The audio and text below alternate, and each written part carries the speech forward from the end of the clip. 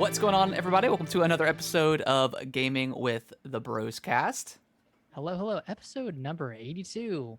82. Everybody. What's today? July. It's July 12th. July, man. We're almost can't halfway get through over it. July. The week of Zelda. Skyward Sword. Yeah, it's coming. Glad to see. Glad to see you are like starting to get pumped up for it because you were poo-pooing it pretty hard when it was first announced. I really was, and that's because they showed no improvements at first, but Yeah. now that they've like shown all these quality of life improvements, I'm all in. Yeah, I'm excited. I'm excited. Like you had tweeted out earlier about how like we only have like 2 Zelda games on the Switch, which Yeah. is kind of crazy to think about. Now not including like the online stuff with the NES Online, but actual like Switch cartridges kind of Zelda games. I only have 2. Yeah, only 2, but it's Weird. we're getting a new Zelda game this week. Like that's, even though it's a remake or an HD version, it's still exciting, right? I mean, it's Zelda. Yeah, we haven't had a new Zelda game on the Switch since what, 2019? Yeah, 2019. Because that was Link's Awakening. Yeah. So Dang. yeah, excited to pick that game. I actually canceled my Amazon pre-order, and I'm gonna try to go to Best Buy and see if I can either snag an amiibo or one of those Joy-Cons. Uh-huh. And You're then still if holding on to hope? I'm holding on to hope, and if I can't find it, I'll probably just swing over to Walmart because they've got it on sale for $50. So I'll pick it up from there. I might go over there in the morning on Friday. Yeah. Do they like sell? I guess, do they sell new releases in the morning? Yeah, I think so. I think at like 6 a.m., 7 a.m. But Walmart's prices are always like $10 off, like retail. So, I mean, if you like, I don't usually shop physical, but I'll do it for Zelda because I like to have that physical. So, but yeah, we're gonna talk about that here in a little bit. With some Zelda news, and then we will. But before we do all that, Nick, how was your week? How's the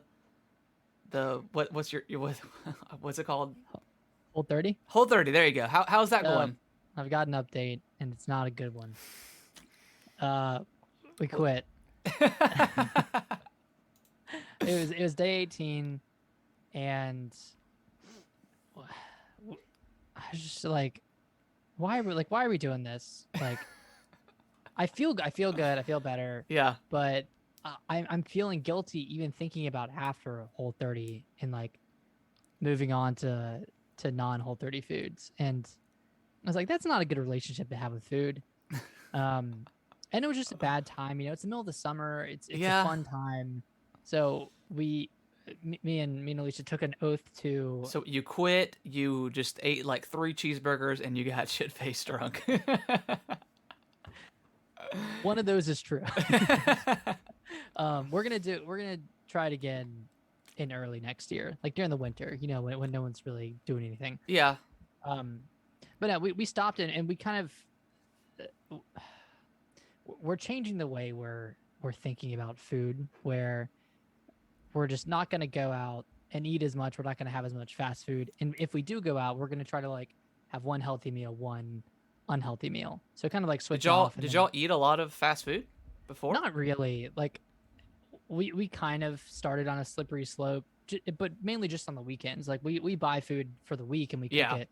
But once we hit the weekend, we're like, okay, we want to go out and get all this food, and we'll get like Chick-fil-A and stuff. So for me, like Chick-fil-A is the hardest thing, and that and like pizza sometimes. And luckily, Alicia can't have pizza because she's lactose intolerant, so that kind of nullifies my need for it. But still, like that's kind of how we do on the weekends. Like we'll like throughout the week, we always sit down and like go over what we want to make throughout the week, and then on Fridays is my day to cook or grill, and we'll do anything from steaks, burgers, ribs, something grill wise that I make, and then Saturdays, I mean we usually if we do out, we'll grab something, but normally we just kind of eat sandwiches or something, and then usually Saturday nights we're eating wings, and then Sundays is usually the day that we get takeout food. Okay, and that can be anywhere between like Subway or like Taco Bell. Like that's usually our go-to, which Taco Bell's not It's not terrible. super bad for you. It's not fried or nothing for the most part. So we'll kind of stick with that. That's usually our go-to on Sundays. But yeah, I get what you're saying. I get what you're saying. Yeah. So it feels better now that we have like an actual plan, and you know, we're just, I guess, thinking more when we're buying our food. We're putting more consideration into it, and not just buying food to snack on, but buying food to make meals. And I don't know. Yeah. Yeah. Feel like I felt a little guilty for quitting, but you know, I mean, you're gonna feel the same guilt now versus even if you make it the whole 30 days, you're still gonna be like, well, this is the last day, and tomorrow I'm gonna be back to regular. It's a hard adjustment going from one lifestyle, quote unquote, to back to normal. It is for the most part. But aside from that, week was good. Had the week off last week, so did a little bit of skateboarding, a little bit of streaming. I finished up Evil Within 2 on stream. That was fun. And that's pretty much it. Just hung out with some friends on the weekend and had a good time. How's your week? Cool. Yeah, it was good. Speaking of streaming, if you guys are listening to the show, either live right now or on the audio side, we are so close to hitting affiliate on Twitch.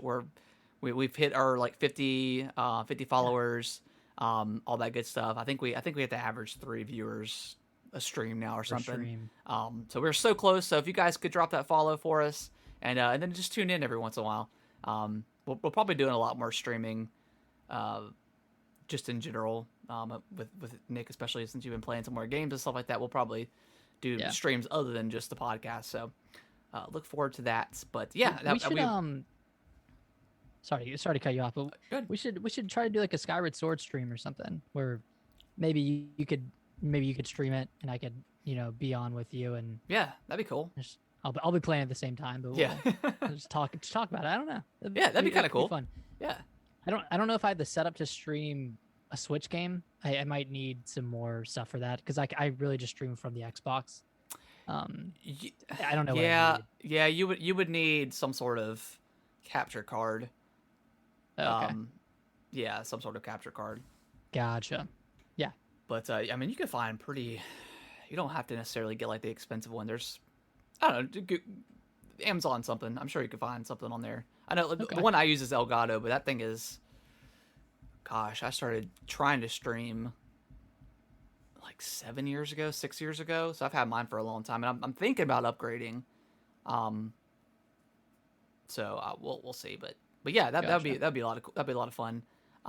Speaking of Zelda, Kellen wants to try it. I talked to him about playing Zelda like Breath of the Wild, and he wants to try it. So that's gonna be fun to see him. That's a big step from Mario. Yeah. He's been playing a lot of Mario here recently too, and he started playing some more Bowser's Fury. So I was playing with that a little bit ago, but yeah, I think we're gonna try that after this stream and see how it goes. I know Breath of the Wild it's pretty advanced, I would say. Like it's not an easy game to pick up. So we'll see how he does, and then we may switch over to like Wind Waker or something on the Wii U and see how he likes that. That one's a little bit. We might start with that one. I don't know. There's just a lot of button combinations you need to do. Yeah. In Breath of the Wild, just to like select inventory and stuff. Not that he needs to cycle through his inventory. Yeah. But, yeah, that might be a little tough. Yeah, we might start with Wind Waker and see how that goes. But other than that, week was good. Just kind of another. I mean, it was a shorter week with the holiday, so that was nice. Work's been kind of crazy lately. It's been a lot of changes going on, so that's always fun. But other than that, it was a pretty good week. You want to jump into what we've been playing? Yeah, but before we do, you watched a movie. Oh yeah. Let's talk about this weekend. So I want to start with there's a show on Netflix called Black Summer, and it just the second season just aired on Netflix. And it's basically, long story short, it's a zombie show. It's kind of it's kind of like 28 Days Later. Like the zombies run super fast. It's set like the premise. It sets up pretty quickly. It takes place about 6 weeks after the apocalypse started.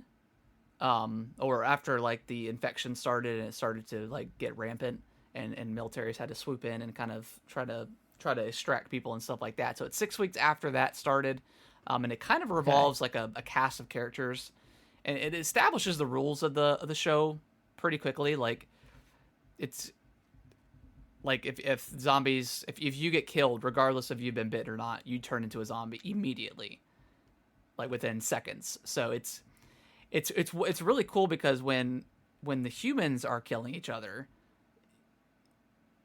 there could be like, let's say it's 10 versus 10, right? And all of a Yeah. sudden they kill 2 or 3 people on your side. Now you got zombies running around doing this, killing people and all that good stuff. So Oh, jeez. that premise of the show is pretty cool. What I don't like about the show, Here so we go. and I guess in a way it makes sense because obviously once a zombie apocalypse, let's say it happened right now, I would say a majority of people probably don't know how to shoot a gun. Yeah. So obviously going for the head, and doing that, you're probably, and when you have people running at you trying to kill you, it obviously intensifies the situation too. So that makes sense. They're not making like clear headshots, but also like the people went really quickly from civil to just barbaric.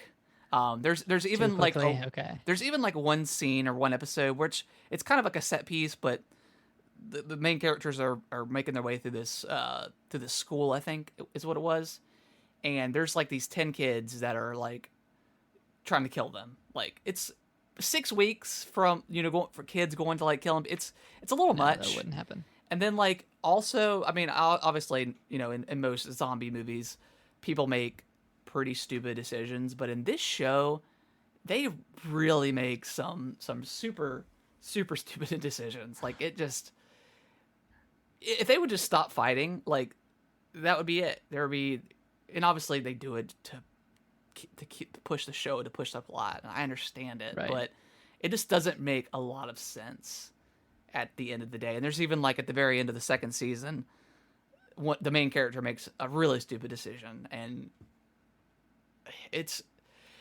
a cool show. And it's pretty short. Like I think each season's like 7 episodes, something like that, 8 episodes.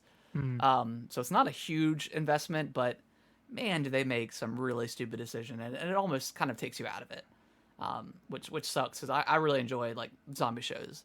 Yeah. So yeah, it's kind of a bummer, but I definitely recommend watching it if you like zombie stuff.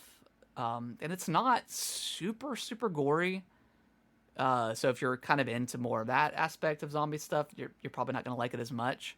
But it's watchable. But don't go into it expecting something like revolutionary in the zombie genre.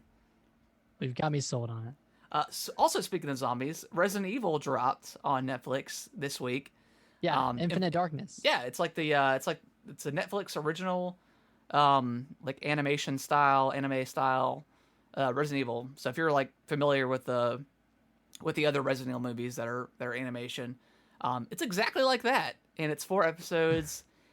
How did you feel about it, Nick? I don't know. I'm kind of. It was really it was short, okay to me, and I feel like it should have just been a movie because like it could have just been a 2-hour movie because each episode was about 30 minutes. yeah. It was okay. Like it. I don't know. It didn't grab me as much as I hoped it would, and I'm hoping that like the live action Resident Evils are a little bit better, but Yeah. it didn't leave a lasting impact No. in my opinion. But it was good. It was a good watch. Yeah, I think I've seen most of the kind of the animation Resident Evil movies, and they're all solid stuff. They all just kind of end the same. Like in a breakout happens, they got to figure out who's behind it, and then they got to kill a giant monster at the end. So they all the same exact way. And yeah, I was thinking the same exact thing, Nick. It should have just been a movie. I mean, it's okay that it was a 4-part, miniseries kind of thing. But yeah, it definitely could have been a movie Right. at the end of the day. But yeah, it's okay. I would say if you enjoy Resident Evil, if you enjoy Leon, Yeah, Leon and Claire, and yeah, if you've got a spare 2 hours and you just want to put something on, I'd watch it. yeah, and like there's not a ton of zombie stuff in it. There's No, very there's there's really actually not. very few. So it's very interesting that they went that route with it. But I mean that's okay. It's if you like the Resident Evil stuff and like that universe, I think it takes place between 4 and 5, I think. Yep. Yeah, between 4 and 5. So that's cool that they're kind of incorporating it into the timeline of Resident Evil. If that helps, I guess. I don't know. The timeline for Resident Evil is so convoluted at this point that It's like the Zelda timeline. yeah. So it doesn't really matter at the end of the day. But it's a cool like little Yeah. short story for Leon. So I definitely recommend it. Like Nick said, it's very short. Like each episode's 25 minutes, so not a big investment. But the big thing is Black Widow came out this week, and I had on Amazon Prime Day I purchased a projector, for this specific reason. So I bought Black Widow through the Disney Plus Premier Access, which is pretty cool. I know a lot of people poo-poo that thing, but How much was it? it's $30. I mean, it's the same price. It's cheaper than what you would go to a movie theater for, in your home. You can wait until I think October. It's either October or August is when like it'll actually just air for free on Disney Plus. So if you're okay with waiting, then totally wait. But I really want to just kind of have that experience, that zeitgeist, and it's a really good. It's a really good movie. It's a solid Marvel movie. The cast is pretty excellent. Black Widow's sister in the movie is just chews up scenery. She's so awesome to watch. She's definitely not. She's the comic relief to a degree, without being over the top. But also David Harbour's character that plays that plays Hopper in Stranger Things is the Red Guardian in this movie, and he's definitely the comic relief, and it's a very cool movie. It's like part espionage. Like the first half is an espionage kind of Bond movie to a degree, and like the second half is really when it's kind of more of like the over the top superhero action Marvel, what you're used to. Okay. Which is not. I definitely prefer the first half more than I do the second. But it's still like a really solid movie through and through. So if you're into the MCU, I would definitely say it's definitely worth watching. And if you want to shove out the $30 and get it, then heck yeah. Or you can wait. It's not necessarily I mean, it doesn't matter. You don't if you're fine with not, knowing spoilers, which there's not a ton in this movie. It's not like Endgame, it's really just backstory, right? Yeah, it's not like Endgame or Infinity War, where it's kind of like you have to see it, otherwise you're going to get it ruined for you on Facebook or Twitter, with all the inevitable memes coming out. That was a time. Yeah, but it takes place between Civil War and Infinity War, and it's kind of the perfect spot for that, because obviously something major happens in Endgame that I don't want to spoil for you if you do not know that spoiler, but it makes sense for when this movie takes place. So I definitely recommend if you are an MCU fan and have seen everything else, because it's a really good, probably one of the better standalone focused superhero movie that I've seen. So it's good. It's really good. What about for like a non-MCU fan? Would you recommend this movie? Yeah, because you don't really need to know much about it. It does a pretty good job of explaining what's going on. It's nice if you have seen them, because then you pick up on the little things that they mention. But if you if this is your first ever Marvel MCU movie, you could totally jump in. Nice. Dry or whatever. So it's definitely it's really good. I liked it a lot. I actually ended up watching it twice, because we watched it Saturday night, and Brittany and my friend, they fell asleep outside watching it. Oh no! Like 30 minutes left or whatever. So we ended up rewatching the whole thing. And the opening scene, kind of after like the very beginning, like the opening like credits crawl or whatever, super awesome. They did a great job with the soundtrack for that. It's super super cool. Okay. So yeah, great movie. I really really enjoyed it. I'll probably watch it. I might try to go see it in the theaters. Yeah, I would definitely recommend it. Yeah, that might be a Yeah, good one. I thought about going to the theater for this one, but but you bought the projector. I mean, yeah, I got the projector, man. And so, and that's definitely cool that we hooked up like our sound bar to the projector. So yeah, it was definitely nice. a nice experience. So it was cool. But yeah, that's kind of the major stuff I want to talk about before we jump into games. Anything else you want to talk about before we jump in? No, I do want to see Black Widow now. You got me excited for it. Yeah, it's really good. I was very much looking forward to it, and it other than like I mentioned the second half, and one of the villains I thought was kind of underwhelming, but other than that, like it Okay. was a really great movie. I really liked it. Yeah, Scarlett Johansson obviously great as Black Widow. Like I mentioned, her sister as the performance was Was really that good. Florence? What's her name? Florence Pugh? Is that? Her sister in the movie, Yeah, I think so. I might have the name wrong, but that It's something like that. It okay. sounds correct. She But it she could be was wrong. in Midsummer. Oh, Yeah, I never saw that. dude. Oh my god, I hate that movie. Yeah, I saw Hereditary, and that movie was messed up, That was man. from the same Yeah, director, same right? director, yeah. So yeah, that movie God, was dude. It's it was one a of those. masterpiece. It was a masterpiece of a horror film that I don't ever want to see again. I'm Yeah, good. it's one of those movies where you expect them to cut away and they don't. Yeah, it's like yeah, they hold on to the frame for like maybe 3 seconds too long. It just really makes you uncomfortable. Yeah. And that whole movie is just really Mm. uncomfortable. Yeah. So Yeah. yeah. All right. What you been playing? So well, you go first. I feel like I've been talking a lot. My voice is All starting right. to Yeah. hurt. All right. Okay, I'll go. Yeah, I'll take it. Yeah. So I finished Evil Within 2. Nice. I just It started was that. really great. Like it was very, very good, and especially like the last 8 chapters or so. I think there are like 17-ish chapters in the Okay. game, and a few of them have like very open environments, like chapter 3 in particular. That's where I'm I at don't now. Yeah. that's probably one of the longest ones. Okay. I was like 5 hours in by the time I got to chapter 4, but I was kind of exploring around that town and trying to do everything I can. So like there's like side quests you can do, and some of the monsters, or some of the they're not really zombies, but some of the monsters are pretty freaky. And Yeah. like I don't know if you've come across the witch kind of girl yet that's really hard to kill and that'll run at you and kind of screams a lot. But The only like creepy monster I've seen so far is like the girl that's like I don't know, she's just like a spine like in the middle, and she's got like the saw blade as the arm or whatever. yeah, Yeah, that was intense. That one's pretty freaky. It's got a lot of great bosses. Okay, cool. And The first one did too.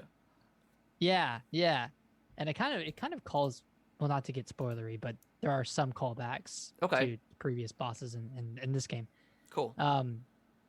There was only like 1 or 2 chapters that I didn't like, and the rest of it I thought was really, really good and was paced well. You get a lot of what is it called, the green gel that you can use to upgrade your character. Yeah.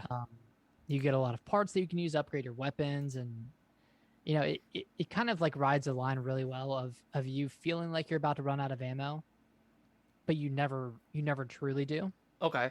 because there's always That's good. some like somewhere. So Yeah. I think Resident Evil 4 was kind of like that, where the game, I guess, just knew of what you needed, and it Yeah. would give you that when you bust open crates. So I don't know if Evil Within 2 has the same system at all, but it kind of felt like that, where I was getting Okay. stuff right when I needed it. That's good. And yeah, it was good. I really enjoyed the final few chapters, and like the story itself was pretty great too, and pretty compelling. I definitely forgot what happened in the first Evil Within, because it's been so long since I played that one. So, Yeah, I was totally kind of lost when I first started. I thought about maybe yeah, doing like just reading a wiki or something, because yeah, I was like, wait, what? Okay. yeah. I needed to do a refresh, and I really didn't until I finished the game. But Yeah. But it was really great, man. It reminded me a lot of like Resident Evil 4, but just kind of ramped up. Yeah. Scarier. Um, a couple of environments were more open, and you have a really cool arsenal of weapons to use. So Cool. it was really good. I hope you play it through. I mean, you said you wanted a shorter game before Skyward Sword came out. This Yeah. took me about 12 hours and some change, and Okay. I don't know how that compares to other people, but I feel like I Yeah. didn't rush it. Okay. Yeah, I'm gonna see if I can push through it. I did get to about chapter 3, and started wandering around the Union town for a little bit, and then we ended up eating dinner. The only thing that kind of bothers me so far is the running or the walking is so slow. And I don't know if you noticed that or felt that, or maybe that's just me, or there's a setting I've got going on, but like the walking just feels really, really slow. It's pretty slow. Noticeably slow. I didn't think it was noticeably slow, but it was at a point where I couldn't walk away from an enemy. I had to sprint. Yeah. Um, And then, do you know is there like a roll mechanic or anything like that you get, or a dodge? I think there might be a dodge mechanic Okay. if you like double tap B or something. Okay. Yeah. Okay. Yeah. I felt like I was just going like Did you kind of feel like, kind And of then- like Resident Evil 4?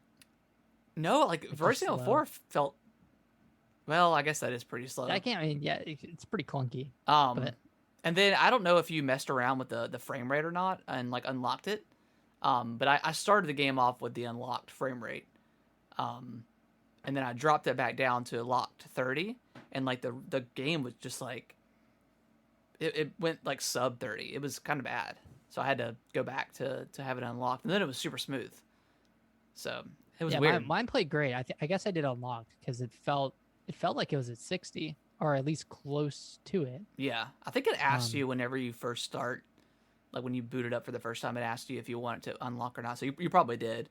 Yeah. Because I was like, well, let me just see what it looks like if I go back, and I did that, and it ran horribly. So I hope that's not how it ran when it first came out, because It might have. that's rough. Like it was kind of unplayable.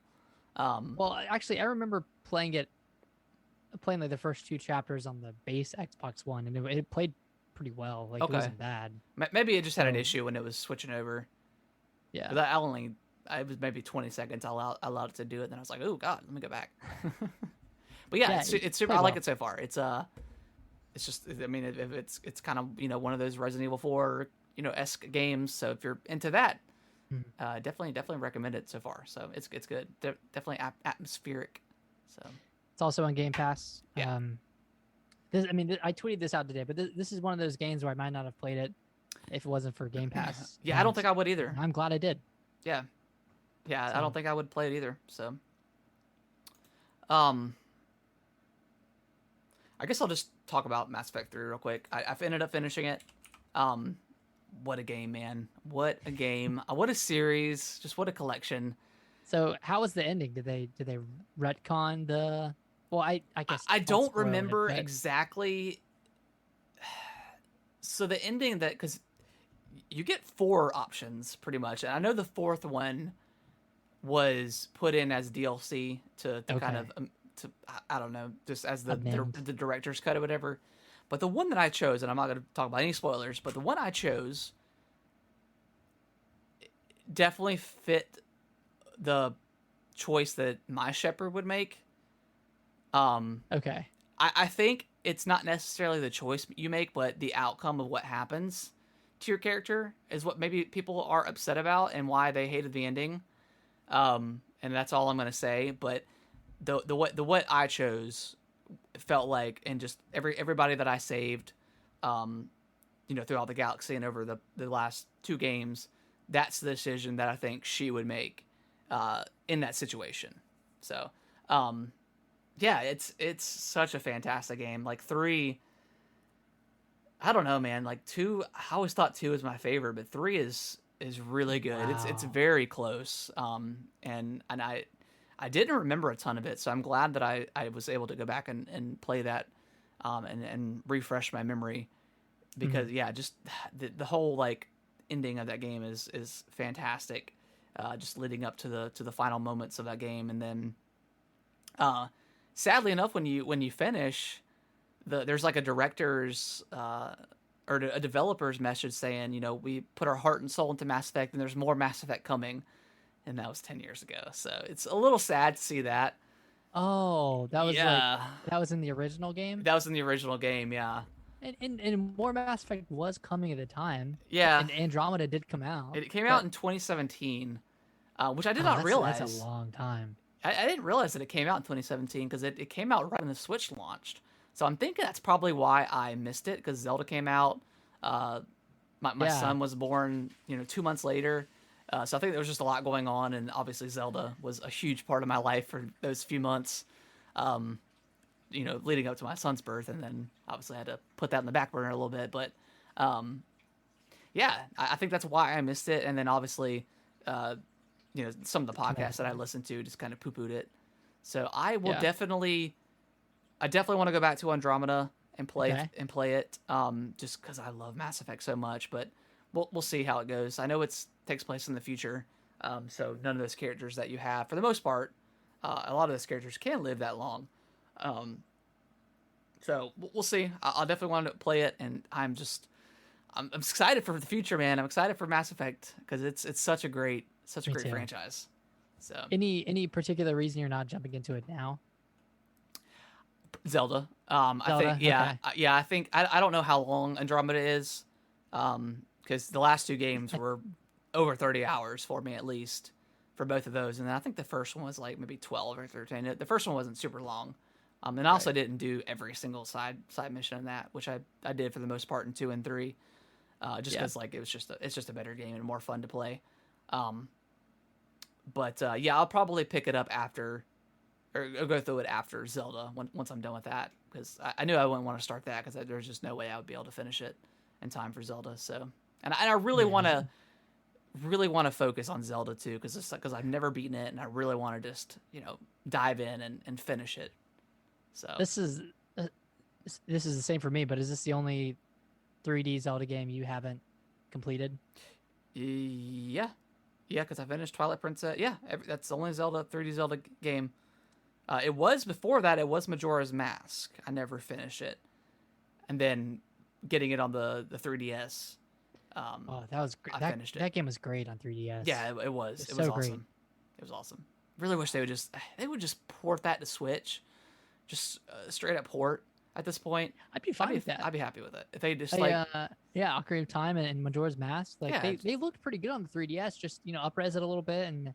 Hey, send it over. Send it over. I mean, I'd pay $60 for it for a dual pack. I mean, God. Oh yeah. So 100%. I don't know. Yeah, we need more Zelda games on the Switch. It's just not feeling any love. It's just like it's, Mario. It's Mario sad. gets all the love.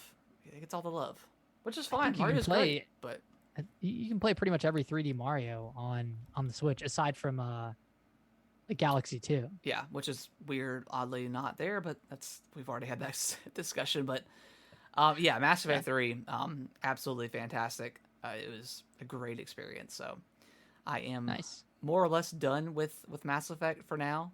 Been a fun ride. It's been a great ride. It's been awesome. So I'll let you finish up talking about the games you played. I'm excited to hear about Dishonored. Yeah. So let me just jump to that. I've been playing some Session too. Obviously, skateboarding game.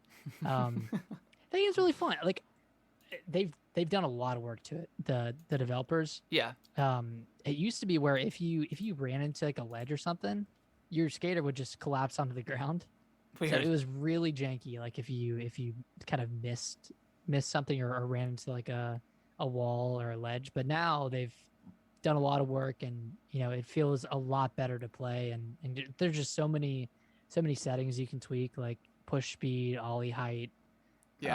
Flip speed, spin speed, like pretty much everything you can imagine you can tweak to your liking in that game, and it's really great. Like it looks kind of light years better than Skater XL does, just graphically. And when you put it on performance mode, it plays just as smoothly as Skater XL does. So this might be my go-to skateboarding game going forwards. Yeah. We'll see. Now, did Skate have the option to like save a spot and go back to it if you crashed? It did, yeah. Okay. 'Cause that was like, because I couldn't remember if it did or not, and when I was watching you stream, you know, it makes a lot of sense too. It kind of, just from watching you play, it kind of gives that skateboard vibe, like that real life vibe Like of a like, session. yeah, like a session, you find a spot and you stay at that spot for a while and try to like, oh, I'm gonna do this, I'm gonna, you know, do this trick to that trick, and so yeah, it was definitely a lot of fun watching you play that, because it felt like what you would do in real life.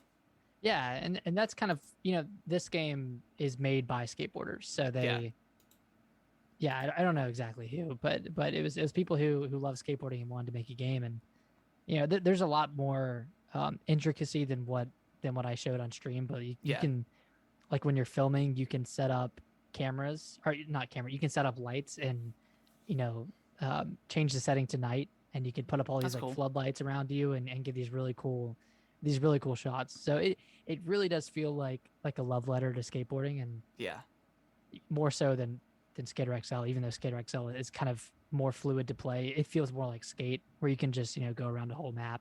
Yeah. Where a session, like you said, it's like you're doing a sketch, like a skate session at a ledge or a hub or a stair set or something. So I do miss the every time you crash, I expected like the Hall of Meat thing to happen, you know. Yeah. That was a fun part about Skate, but yeah, I wish they had that. Yeah, we'll see. When the I'm excited for this EA thing. I never thought I'd be excited for it, but I'm pretty pumped to see what they have to offer. July 22nd, right? 22nd. Okay, so 10 days. 10 days. Is that a Thursday? Oh, today's Monday. Thursday, yeah. Okay. Thursday. I'm gonna miss that. I'm gonna be either mid flight or at the airport to head to Seattle for a wedding. Oh yeah, so, that's right. Okay. So you'll have to keep me updated. Just text me. Just let me know. Let me know if my baby is coming back. It's back, baby. It's back. All right, let me talk about Dishonored a little bit. Let's do it. So, Death of the Outsider, it's a standalone DLC kind of to Dishonored 2. It's kind of in the vein of Uncharted Lost Legacy. Yeah. Where I think this was like a $40 standalone game. It's probably about 6 hours in length. There's like 5 chapters you can play through, and it's a little bit more linear in structure than the previous Dishonoreds, but it's pretty, like, gameplay wise, it's more of that. So if you love Dishonored and Dishonored 2, then I would fully recommend this. Like, it's one of those games where you approach a level and there's 20 ways you can go about it, where you can, you know, silently take people out and, you know, have mercy and not, you know, not kill them, or you can go in guns blazing and kill them, or you can try to sneak around everybody. And what is your play style? I try to sneak around in these games the best I can. I've been trying to sneak. I've been trying to go non-lethal and just, you know, kind of choke people out. But it's hard. Like, there are a lot of enemies pretty much at all times, and you really have to keep your guard up. And one thing that I've really been using in this game is there are just like bottles of chloroform laying around. So if you know you have, if they're running at you, you can just throw it at them and they'll fall asleep, and then you're good. Who do you play as? Is it Corval? I think that's the main protagonist of the first 2 games. Corval, whatever his name is, something like that. No, it's not Corval. Okay. It's, let me look it up, because to be honest, I have not been paying too much attention to the story. I've just been wanting to have a sandbox to play around in. So who do you play as? I'm on the wiki. Billy, okay. Former assassin Billy Lurk. Okay. I think she was in Dishonored 2. Is this the assassin that killed? Maybe not. I don't know. I really need to go through Dishonored 2 again. Yeah, I want to play as the other, because I think I played as the girl, and I want to go back and play as the guy. Yeah. Dishonored 2 was great, man. That game was so good. Yeah, I started it, but I don't know why it didn't hook me. But I also feel like, well, no, I really like the first Dishonored. I don't know. Maybe I just wasn't into like sneaking. I think because I was doing a ton of sneaking. Maybe I just wasn't. That wasn't the vibe at the time. You were sneaked out. I sneaked out. Yeah, there was a period where there were a lot of sneak heavy games. Yeah. Thief was one of them. Metal Gear Solid 5. Yeah. Oh, that was a good game. I need to go play that. I never finished I think I ever beat it. I think I stopped where everybody else stopped, where you thought it was the end of the game, and then it keeps going. That's a cool game, though. Yeah. Yeah, but Dishonored, Death the Outsider, it's really good. If you like sneaking. And if you don't like sneaking, you can just go in and go in guns blazing or go in kind of, you don't really have a gun. You have this thing that shoots out darts and electric darts and flame darts. So yeah, it's really good. I recommend it. It is on Game Pass. That's kind of why I downloaded it and picked it up. Checked it out. Sponsored by Game Pass. Go check it out. Use code whatever. Hit us up, Xbox. Just kidding. We're not sponsored. So that's all I've been playing. I did have a question for you, Harrison. Yeah. With this Switch OLED version coming out, what's been your favorite console redesign? Okay. And this can span beyond Nintendo. I know Nintendo is most famous for it, but yeah. Man, I don't know.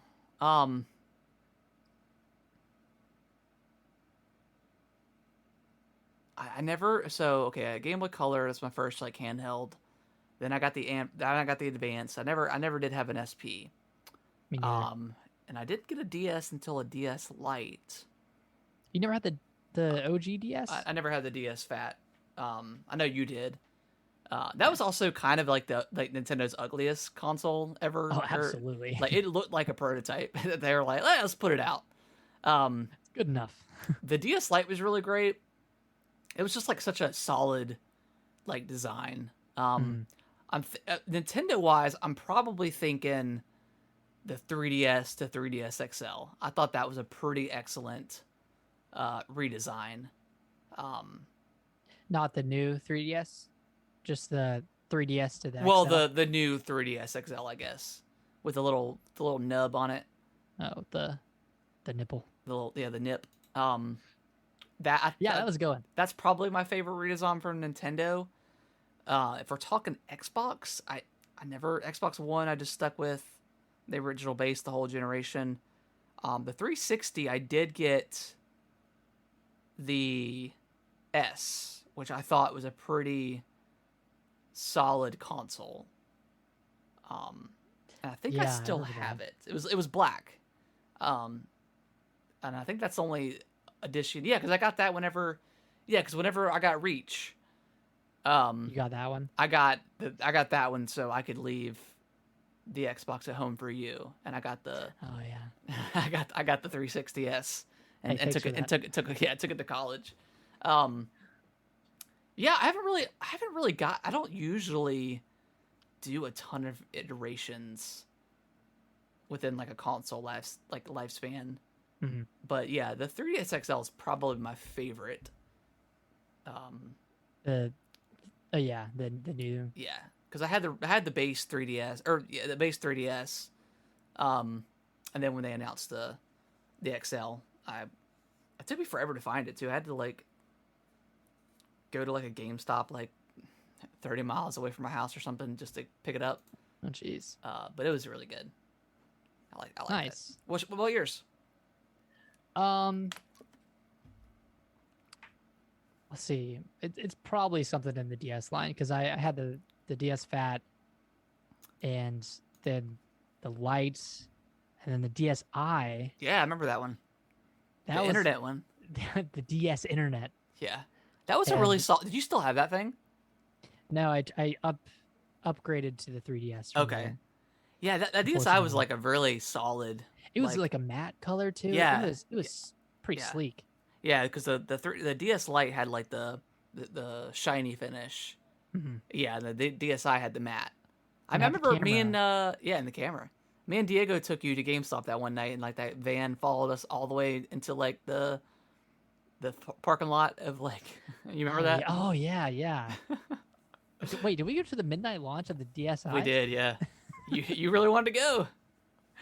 It wasn't even like a more powerful console or powerful handheld. I don't think it just had it. It had an eShop. It had the eShop, it had the camera, it had a couple of other things, I think. Had Flipnote Studios. Yeah, I think that's what you were most excited for because I don't think there was like a It game that was, launched with it. and and then they went like 3 months before actually releasing Flipnote Studios.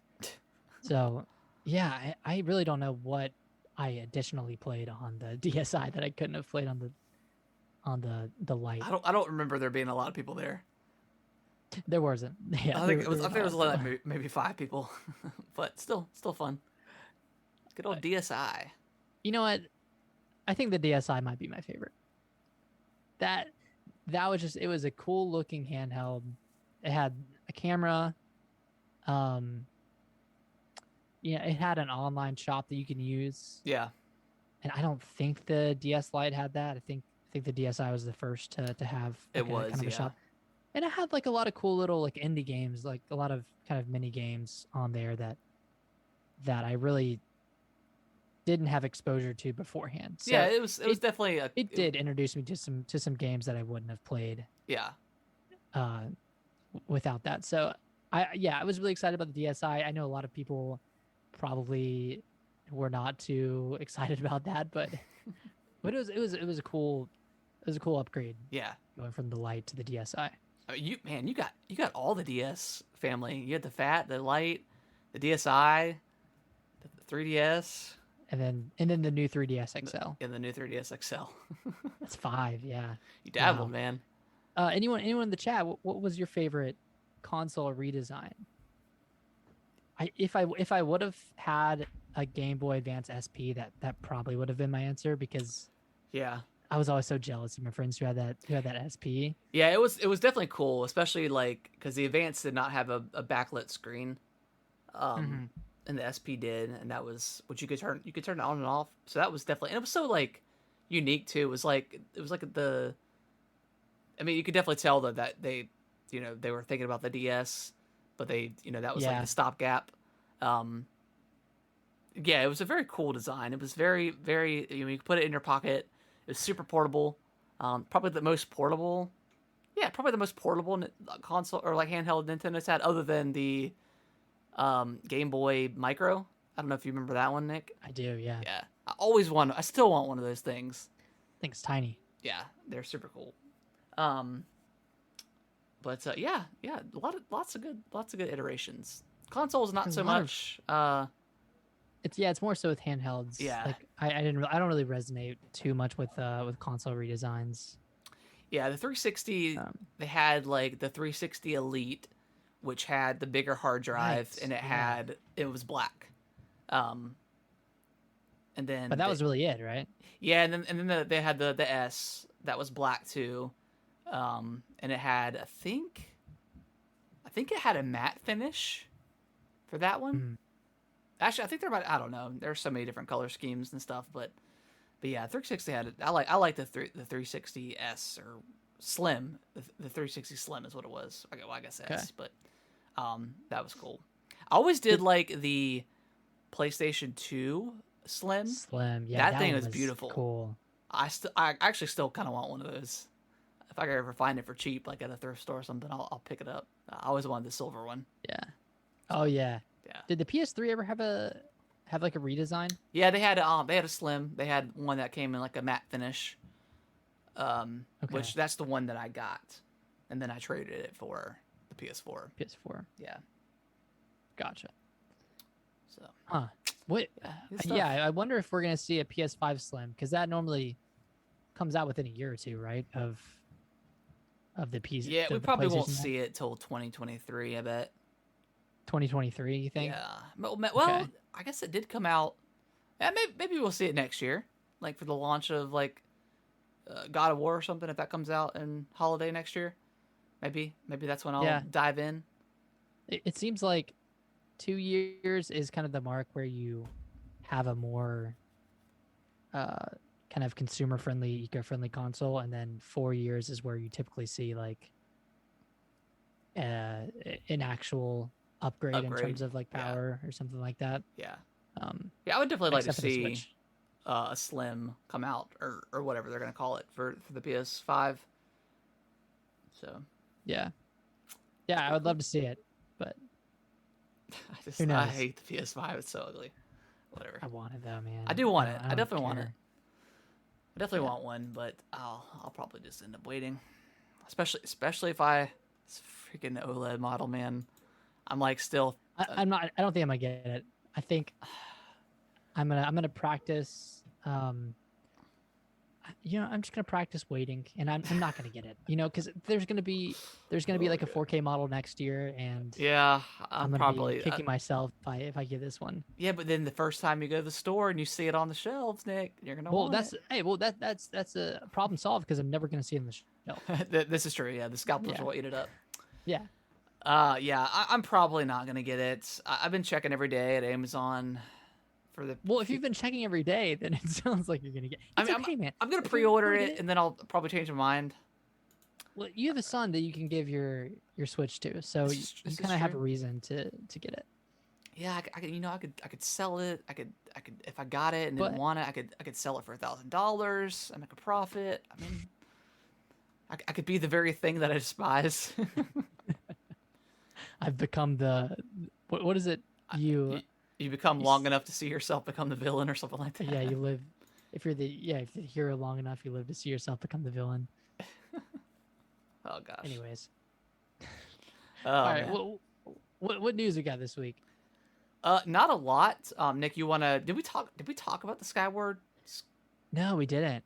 Oh my gosh. Okay. I think we were talking about the OLED model, and it kind of overshadowed it. But yeah, I put this on here because I wanted to, talk through all of the quality of life improvements that are being made to Skyward Sword.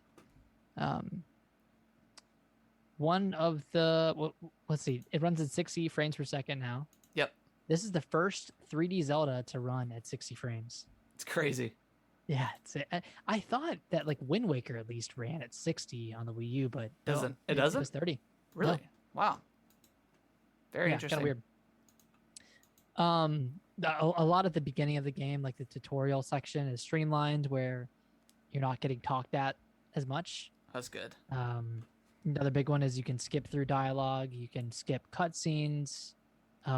There's no longer a like item description that pops up every time you pick up an item, so it only happens once, and then if you save your game and leave and come back, it won't happen again for that item. So if you pick up a green rupee, it's not going to tell you. Yeah, that was horrible.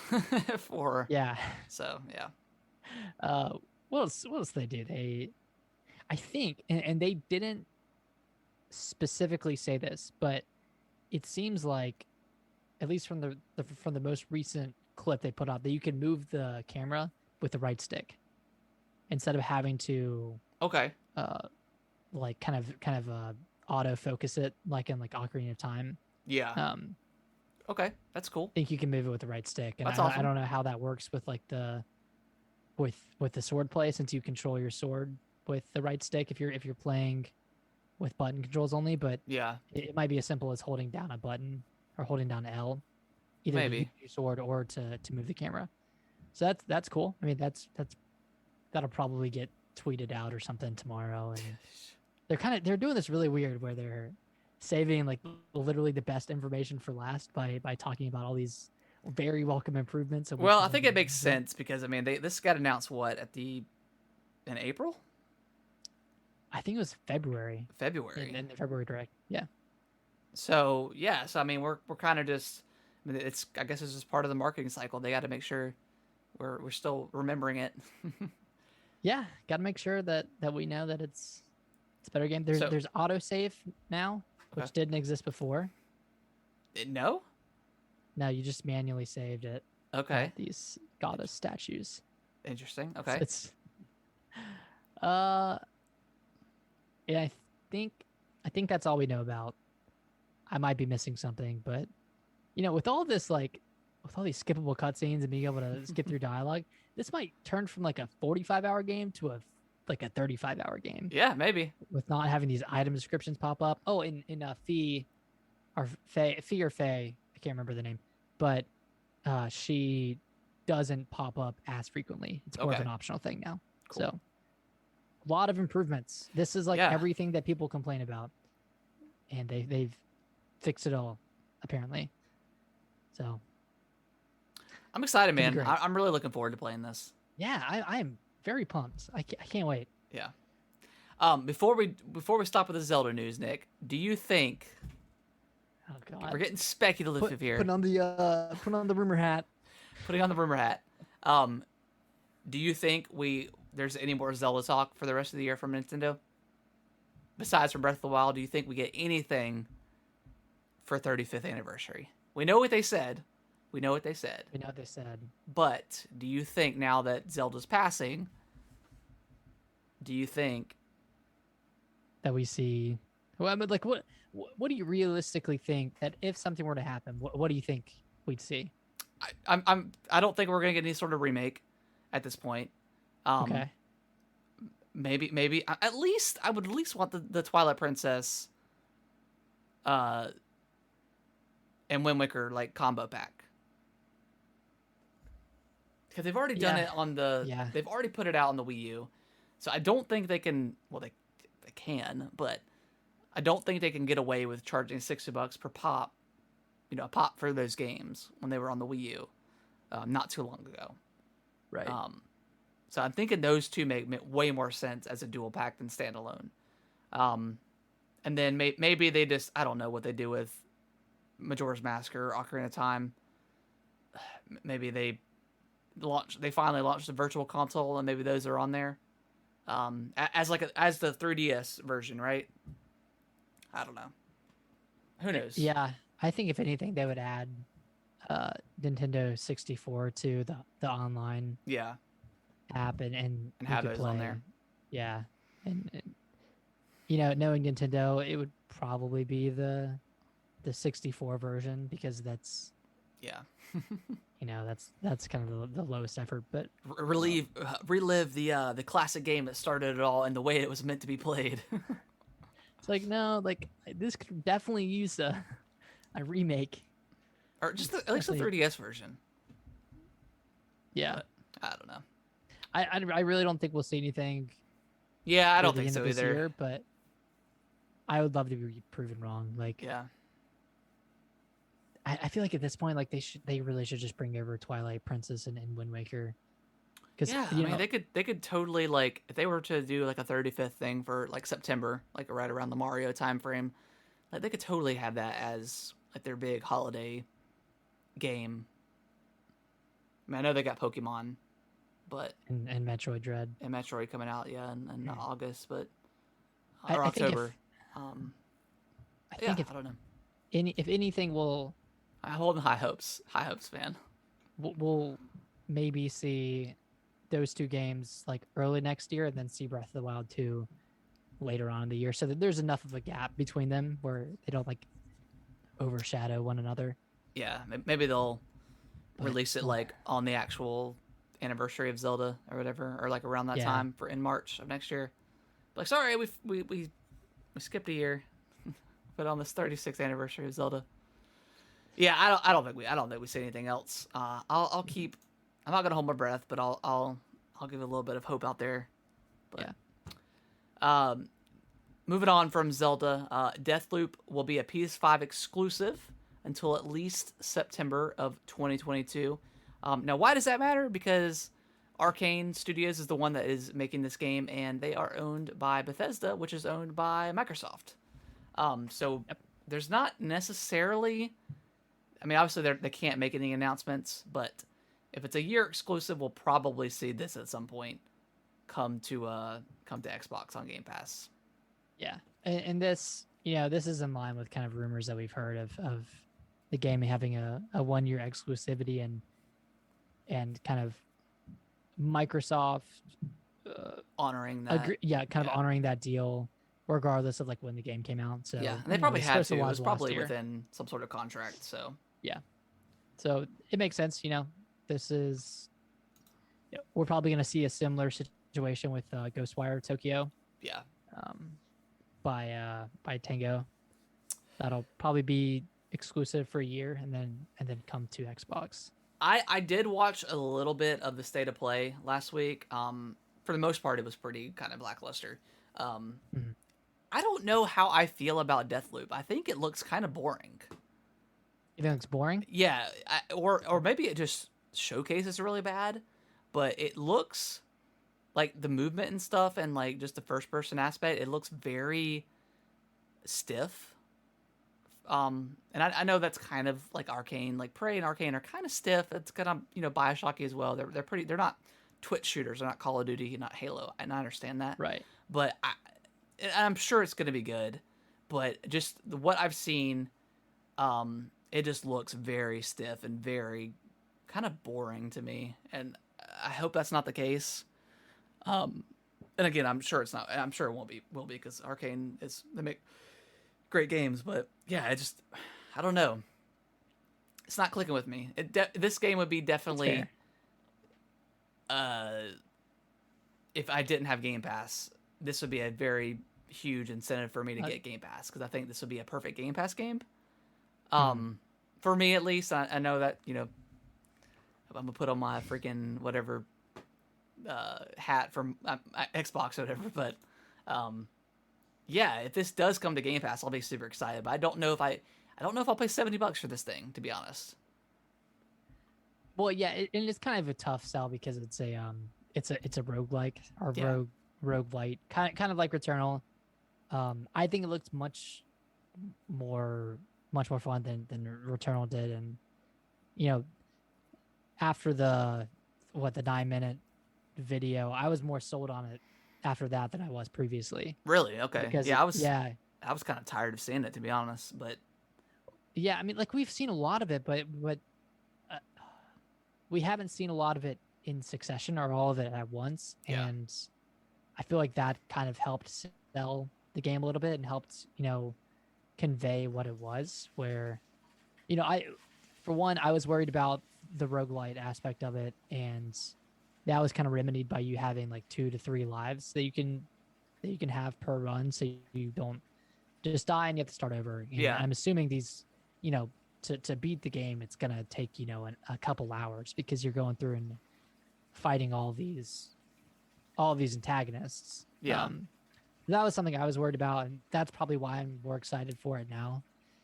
Just knowing that you get a couple of tries, you get to think through things again and get to try things again.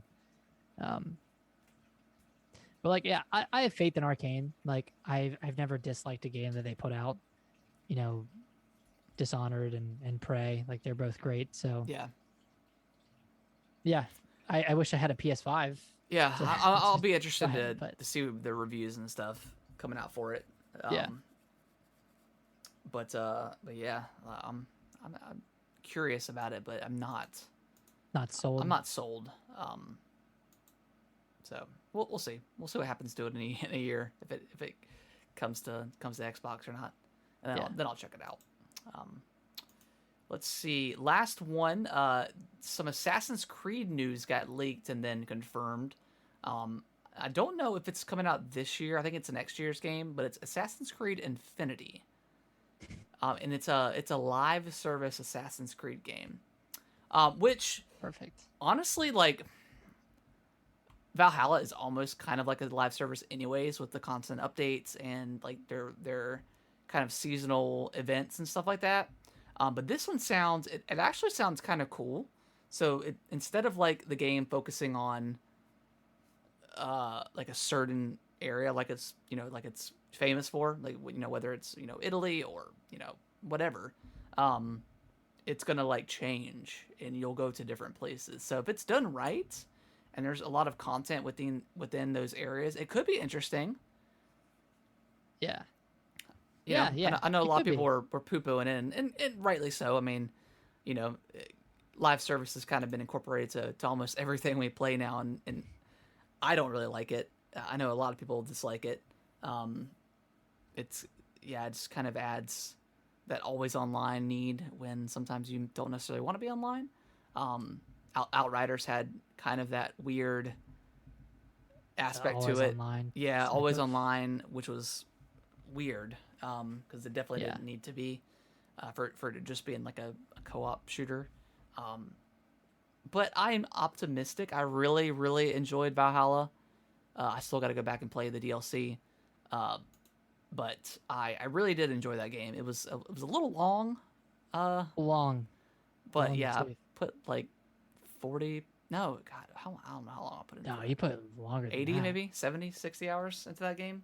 Probably. But I enjoyed every minute of it. It was a great game, and I really enjoyed that kind of story. But yeah, maybe this will mean that the areas will be smaller and they could do a lot more cool things in each area, um, instead of like kind of the same old missions that they're kind of used to. So who knows? It could be a cool thing, but It's got probably not. potential. Probably not, but we'll see. I have a little bit of faith in Ubisoft to make a good product. I mean, Yeah, they've made some good stuff recently, and you know, no reason to write this off yet before we know more about it. yeah, yeah. It could be cool. We'll probably see it at like next year's E3 or something. Yeah. Like what this is. So yeah, not write it off yet. It could be interesting, an interesting concept. Yeah. But yeah, that is going to Nick. Is there anything else you want to talk about before we wrap the show up? That's it, man. I just hope everyone's excited for Skyward Sword. Yeah, I'm pumped for it now. I'm ready. I'm just ready for I'm ready for a Zelda game. yeah. That's Me what too. I've been itching for, and yeah, Friday's gonna be fun. Yeah, for sure. Yeah, I'm definitely gonna get off work and go. The mission is to try to find the Joy Cons, the amiibo, and then get the game. We'll see if I can get this. We'll see, but I doubt it. I hope but you do. I I'm hope you sure do. it's been completely scalped up as the pre-orders are completely gone for everything. Yeah. So we'll see. I'll try. I'll Just get give it that. your best effort. Yeah. And that's all you can do. Yeah. I'll try. But yeah, that's going to wrap up the show, guys. Hope you guys enjoyed it. Thank you for watching live and obviously downloading the show. It means the world to us. And if you can just share the show to your friends, if you got friends that love video games like we do and as you do, just share the show, and that is greatly appreciated. Yeah. Thank you, everybody.